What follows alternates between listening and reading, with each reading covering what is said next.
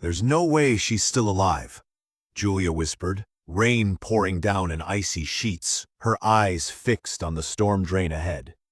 The storm had raged for hours, turning the alley into a river of mud and debris. Thunder cracked like bones snapping in the sky. Mike stood beside her, silent, arms crossed, exhaustion and doubt etched into his features. They'd been searching all night.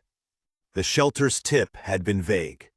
A hurt dog was last seen near the old alley off Maple. No description, no name, just a plea.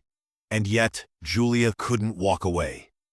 Every time she closed her eyes, she saw the same image. A small, trembling body curled in the dark, eyes wide with terror, waiting for someone to care. "I think we've searched everywhere," Mike said softly, his voice heavy. "Maybe it's just too late." Julia shook her head, rain dripping from her chin. "No, I can't give up, not yet." She stepped forward, boots splashing in the flooded street. This was where Hope, though they didn't know her name yet, had last been seen. The alley felt colder now, the dim street lamp flickering like a dying heartbeat. Shadows stretched long and jagged. Julia crouched beside the storm drain, Mike kneeling beside her. She reached for his hand, gave it a squeeze, then slipped her fingers into the narrow grate. The metal was slick, freezing. And then, beneath the roar of rain and wind, they heard it. A faint, raspy whimper. Broken, terrified, alive. "I heard it," Julia breathed. Mike stiffened. Without another word, Julia grabbed the edge of the drain cover and pulled with everything she had. The metal groaned, rust flaking off, and with a final heave, she wrenched it free. Below was only darkness, a black void that seemed to swallow light itself. But then, a paw, tiny, trembling, matted with mud, white pads caked in grime. "Mike," Julia's voice cracked. Tears mixed with rain on her cheeks. She reached in, her fingers brushing cold, wet fur. "Hey, sweetheart. We're here. You're safe now." The dog didn't pull away. Instead, she inched forward, as if clinging to the sound of Julia's voice like a lifeline. Together, Julia and Mike gently lifted the fragile body from the depths. She was impossibly light, ribs pressing through soaked fur, eyes wide with fear, but flickering with a fragile spark of trust. Julia cradled her close, whispering soft words as they hurried to the car. "You're going to be okay, girl. I promise." At the shelter, the staff rushed Hope inside. "She's been through a lot," a nurse murmured, "but we'll do everything we can." That night, Julia sat by Hope's cage, watching her sleep. Her chest rose and fell in shallow breaths.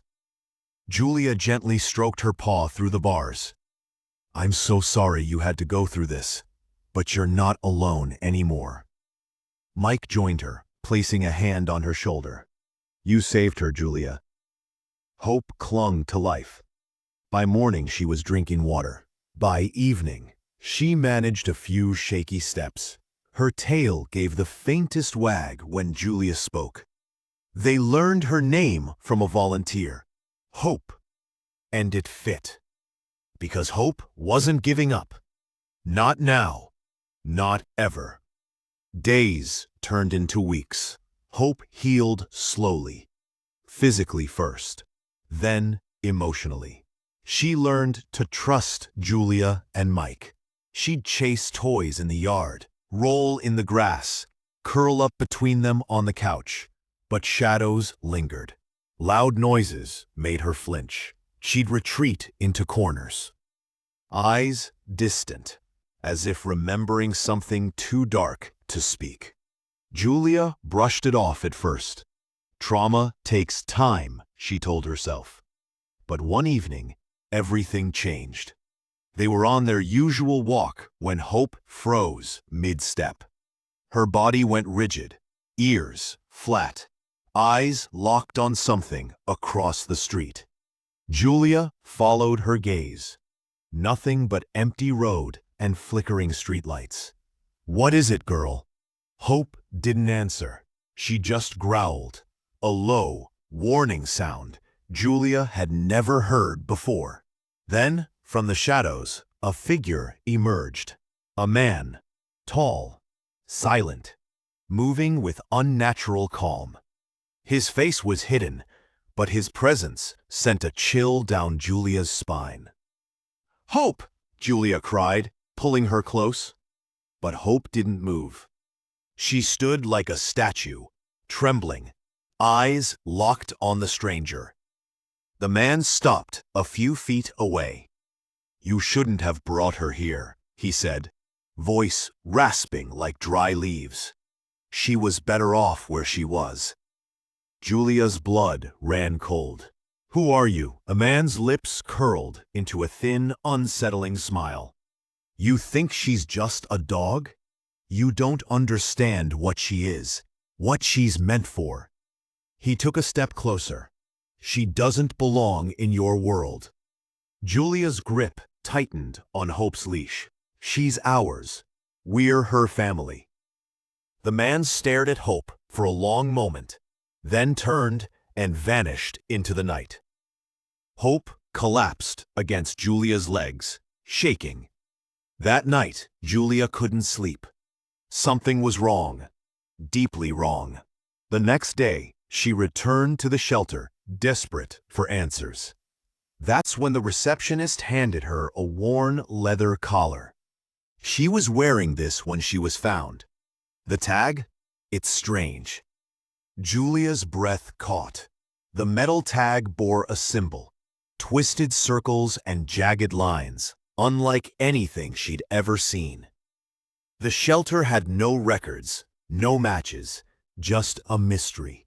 Determined, Julia tracked down Charlie, an elderly volunteer rumored to know everything about the shelter's strays. His face paled when he saw the symbol. "I've seen this before," he said, voice low. "It belongs to a group called the Wardens." Julia frowned. "Who are they?" Charlie glanced around, then leaned in. "An underground network. They don't rescue animals. They breed them. For something they call the Project." Julia's stomach dropped. What does that mean? They enhance certain dogs, train them for tasks beyond normal ability. Hope, she's not just a stray. She's an asset. And the Wardens don't let their assets go. Julia stood frozen. "They'll come for her, won't they?" Charlie nodded grimly. "And when they do, they won't ask nicely." He gave her one last piece of advice. "Find Elias, a former warden. He's your only chance." That night, Julia and Mike packed their lives into a single car. Hope sat in the back, eyes wide, sensing the danger. They fled under cover of darkness, hearts pounding, destination unknown. Days blurred into a haze of back roads, motels with broken locks, and every passing car feeling like a threat. Julia searched endlessly for Elias. Online, in libraries, in whispered rumors at gas stations. Finally, in a dusty town at the edge of nowhere, they found him. He was waiting. Tall, wiry, eyes sharp as blades. "I've heard about you," he said, gaze falling on Hope. "She's special, and they'll stop at nothing to get her back." Elias offered no easy answers, only a path. "We go underground, now." And so they did, into safe houses with no addresses, into a world of coded messages and hidden allies. Elias taught them how to disappear, how to change routines, erase digital footprints, trust no one. Hope stayed close, her fear slowly giving way to quiet strength. She wasn't just surviving anymore. She was fighting. One night, As they huddled in a basement lit by a single bulb, Julia watched Hope sleep. Her breathing was steady, her tail no longer tucked in fear. Julia reached out, brushing a finger over the old collar, still around her neck, the symbol hidden under fur. "I won't let them take you," she whispered. "You're Hope, not their weapon, not their project, just ours." Hope opened one eye, looked at her, and licked her hand. In that moment, Julia knew the Wardens had trained her body, but Julia and Mike had healed her soul. And that was something no secret organization could ever undo. The journey wasn't over. The Wardens were still out there, watching, hunting, waiting. But Julia, Mike, and Hope weren't alone anymore. They had each other. They had Elias. And most of all, they had Hope. Not just as a name, but as a promise.